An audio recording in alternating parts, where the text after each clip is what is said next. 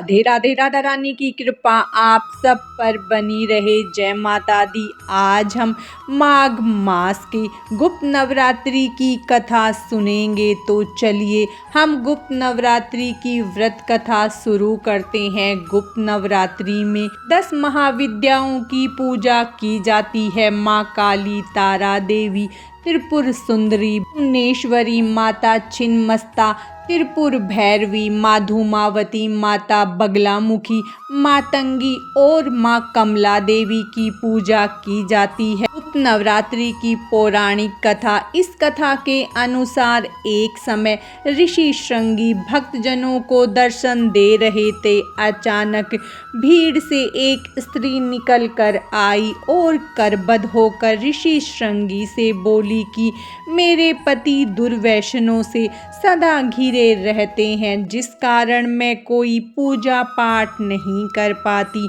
धर्म और भक्ति से जुड़े पवित्र कार्यों का संपादन नहीं कर पाती हूँ। यहाँ तक कि ऋषियों को उनके हिस्से का अन्न भी समर्पित नहीं कर पाती। मेरा पति मांसाहारी है, जुआरी है, लेकिन मैं माँ दुर्गा की सेवा करना चाहती हूँ। उनकी भक्ति साधना से अपने और परिवार के जीवन को सफल बनाना चाहती हूँ। ऋषि श्रृंगी महिला के भक्ति भाव से बहुत प्रभावित हुए। ऋषि ने उस स्त्री को आदर पूर्वक उपाय बताते हुए कहा कि वसंतिक और शरदीय नवरात्रे तो आम जनमानस परिचित है, लेकिन इसके अतिरिक्त 2 नवरात्रि और भी होते हैं जिन्हें गुप्त नवरात्रि कहा जाता है। उन्होंने कहा कि प्रकट नवरात्रों में 9 देवियों की उपासना होती है और गुप्त नवरात्रि में 10 महाविद्याओं की साधना की जाती है। इन नवरात्रि की प्रमुख देवी स्वरूप का नाम सर्वेश्वरकारिणी देवी है।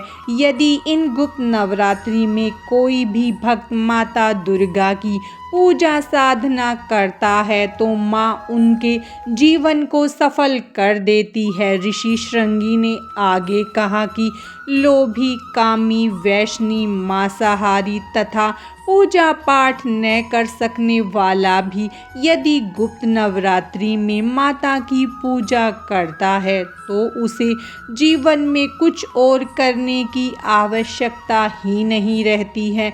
उस स्त्री ने ऋषि श्रृंगी के वचनों पर पूर्ण श्रद्धा करते हुए गुप्त नवरात्रि की पूजा पूरे विधि विधान और मन से की।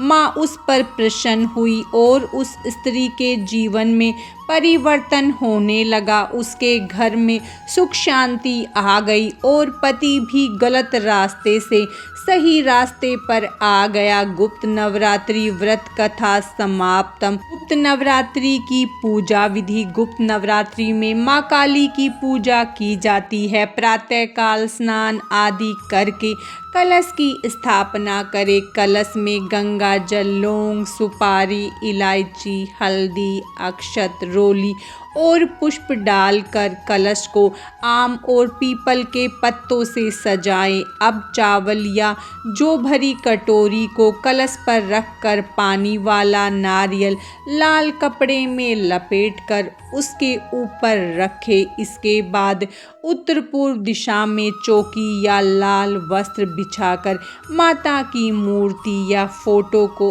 स्थापित करें। इसके बाद गणेश जी को भी विराजमान करें। इसके बाद जौ को बोए। उसके बाद अखंड ज्योति जलाएं और पूरे 9 दिन उसे जला रहने दे।